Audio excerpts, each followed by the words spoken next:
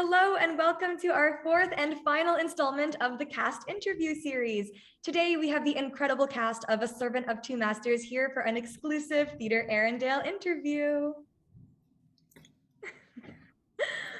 Awesome. So we're going to start today off with a series of rapid fire questions. So get your pens and papers ready because here we go.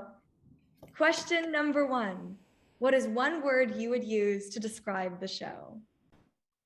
3, 2, 1. Show your answers. Okay, we have two wilds. Nix them out. Do you want to explain your wild? It will make so much sense when you watch the show, but chaos reigns all the time. That's what I will say. Oh my gosh, I'm so excited. And I think, Aaron, you had dystopian on yours. Can you explain that? Yeah, a lot of our production is about holding up the mirrors to the structures of society. And so watching that, you'll see a lot of things that are painfully familiar. So cool. Okay, question number 2. What is one word you would use to describe your fellow castmates? 3, 2, 1. Oh my gosh, I love these words. Oliver, do you want to explain your word? Listen, this cast is so exciting and bright and wonderful to be around at all hours of every rehearsal. And I am so thrilled and honored to be part of this cast, this effervescent group of folks. Aw, I love that. You guys are the best. Oh my goodness. Okay, question number 3. Are you ready? Which character would you want to fight? Yeah, fight. 3, 2, 1. Oh my gosh. I feel like across we have like a lot of different answers. Zaina, do you want to explain your answer?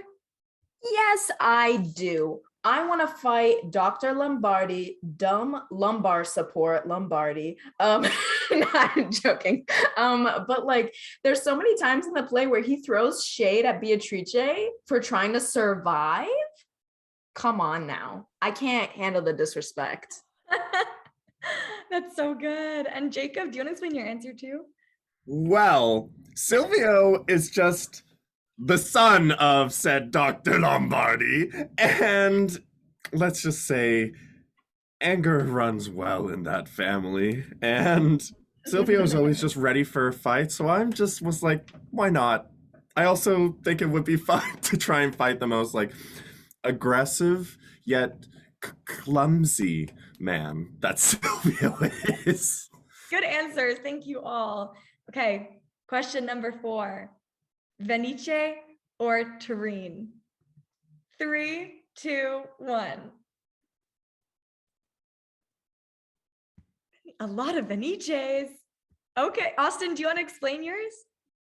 Yeah, all the jerks come from Turin. Like Venice was fine, and then Beatrice, Florindo, and Truffaldino rolled up and ruined everything.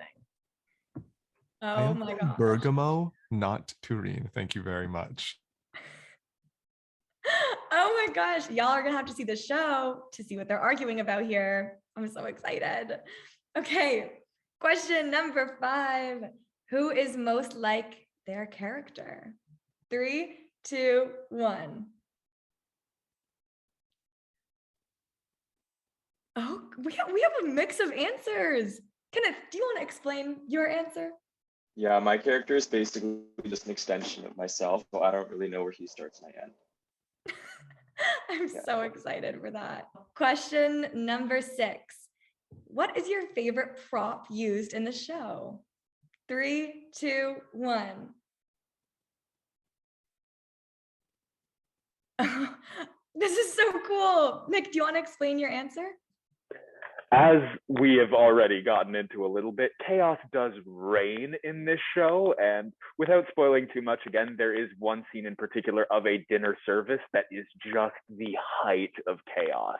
And we do have actual food in it. There's so many moving pieces going on in this one scene.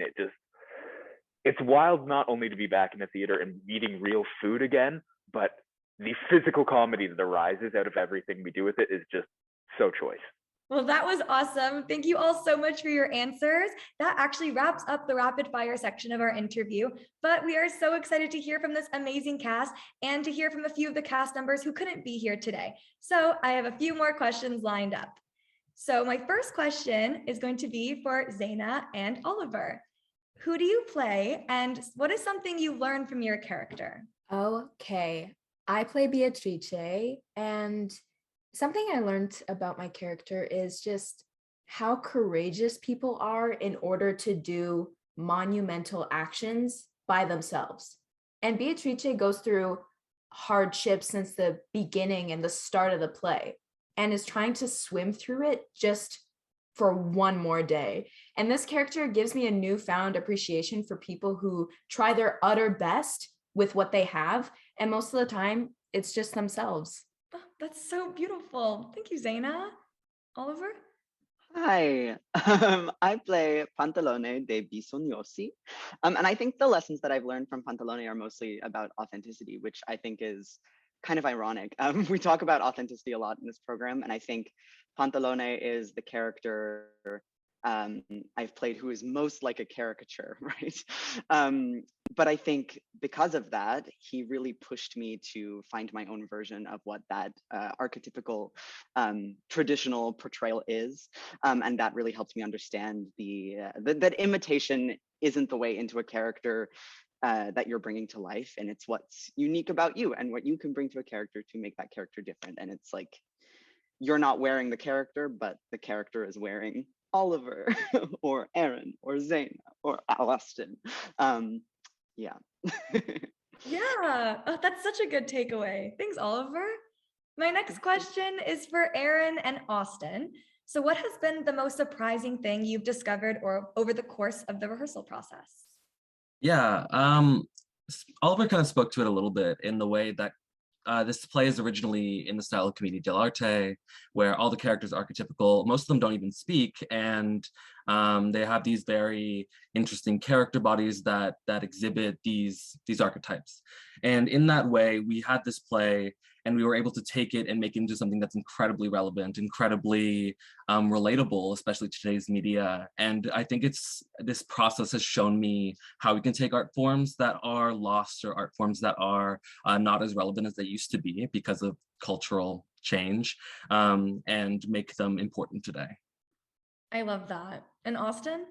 Yeah, I think for me, one of the most surprising discoveries about throughout the process has just been sort of learning how difficult it is to one, be on stage for an entire show, and then two, to be doing abstract movement and switching from abstract movement to like realism and like real acting based in intention and based in objective. Because it's we do have a lot of moments of sort of abstraction with the body, and I'm finding it's interesting figuring out how to keep those intentions and objectives in mind while doing these movements. For sure. That's so cool. Thank you both. My next question is going to be for Nick Buchanan and Kenneth. What has it been like working on an adaptation and with your director, Aaron Jan? To speak to the adaptation part of it, it's always something that's sort of tricky and interesting because, like anything, it becomes a question of what do you take from it and what do you leave behind? All of theater is just trying to make what we've done before relevant again. How do these conversations continue and apply to today? And on top of keeping that in mind, Aaron Jan is someone who has entered the room with just such a strong vision, but also a willingness to listen to us. He didn't just come in and say, this is what's relevant, this is what we're doing. He said, this is what I see. What do you think about it? How can we get it closer to the shared vision? And what should the shared vision be? And that is so refreshing and so nice to have in a director. Absolutely. That is so amazing. And Kenneth? Yeah, just going off that, I think as a director, he does a really good job of like bringing metaphors to life and playing to the metaphors, like not giving too much away, but if you see the set, you'll be able to see what I mean. There's such a contrast between the lavish luxury and just complete trash and chaos. And he's also really invested in a unique sound design as well, which I don't think any other director I've worked with so far has done. So it's very very just alive and animated on multiple fronts. And I think no matter who you are, you're going to take something away from the performance. That is so amazing to hear. I can't wait. Thank you both for your answers. And the last question I have is for Jacob and Nick Samau. So this is going to be this group of fourth years' last Theatre Erindale main stage show. So what is one thing that you're going to be taking away from your experience here as you enter into the industry? So, oh, it's the last show. It's so close to being over. It makes me so sad. But something that I learned in this process that I will be taking in with me as I go into the industry is advocating for myself and not apologizing for advocating for myself. Whenever I need any special needs at the beginning, or if it's been a weird week or weird day and it might be a little different, I won't feel bad or apologize for asking and clarifying and explaining any accommodation that I might need, or advocating for myself whenever something might feel wrong. And that's something that Aaron Jan really tried to instill in us, and it's a good value, and I hope all actors end up having it, because you have to advocate for yourself and shouldn't apologize for it. Absolutely. That is such a good takeaway. Thank you so much, Jacob. And Nick? It's actually very funny, Jacob. I am talking about advocacy for yourself in relation to advocacy for your character. So it's a perfect segue.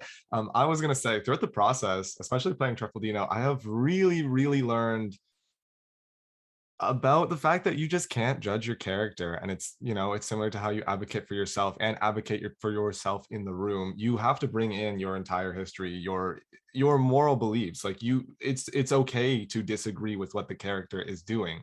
Mm-hmm. And it's okay to start those complicated conversations and not necessarily have an answer for it. So you bring these conversations into the room as yourself, as an actor, and the character brings their own opinion on the topic. And because those things are clashing, that's what makes it interesting. You don't always have to agree with the character. You don't always have to disagree with the character, but you can just be in conversation there. And that's a great place to be. Yeah. For sure. Yeah, that's amazing. Thank you both so much for your answers. And now we're going to hear from some of the cast members who couldn't be here today.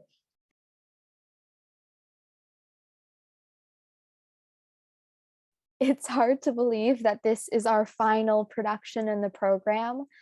Our year has overcome a lot as a result of going to school during a global pandemic. But over the course of working on these shows, I have learned the importance of perseverance and resiliency to have our carnival type of moment after all the hard work, after the prep work, after the rehearsals, after the tech weeks. So just to celebrate yourself and your fellow castmates, and to really, enjoy the hard work that you put into something, to appreciate it.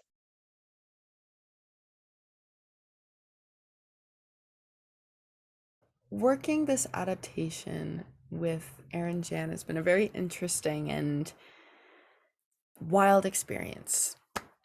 Working any adaptation of an older text is going to come with its challenges. It often there are a lot of edits that need to be made, a lot of reconsiderations of themes and injustices that happen all over throughout the text. And I feel like this fresh take on A Servant of Two Masters that Aaron has come up with, it reveals all these things in a very captivating way.